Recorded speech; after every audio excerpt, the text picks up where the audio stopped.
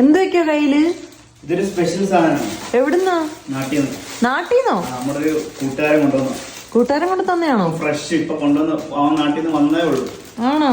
നാട്ടിൽ നിന്ന് വന്നപ്പം നമുക്ക് വേണ്ടി തന്ന സാധനങ്ങളാണ്. എന്തൊക്കെയാന്ന് കാണിച്ചേ.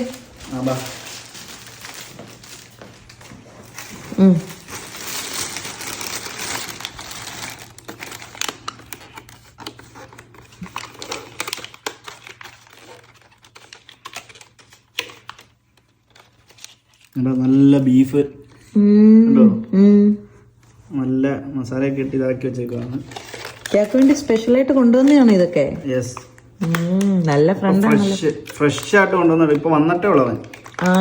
അപ്പൊ തന്നെ സാധനം തന്നു. പിന്നെന്താ? പിന്നെ ഇനി നോക്കട്ടെ.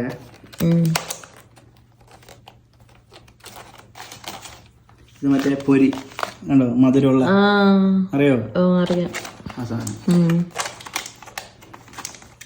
പിന്നെന്താ? കൊറേ ഉണ്ടല്ലോ. കൊറേ ഉണ്ട്. ചങ്ക കേട്ടോ, ചങ്ക്. ചിപ്സ് ഉണ്ടോ?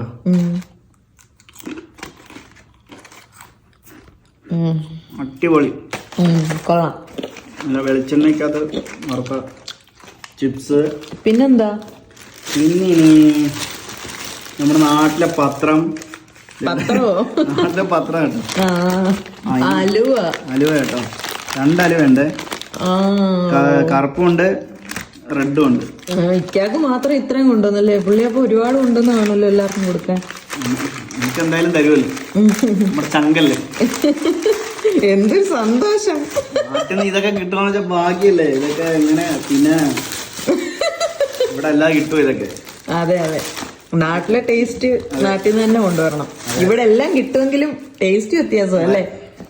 ഓക്കെ, അതെ അതെ, താങ്ക് യു.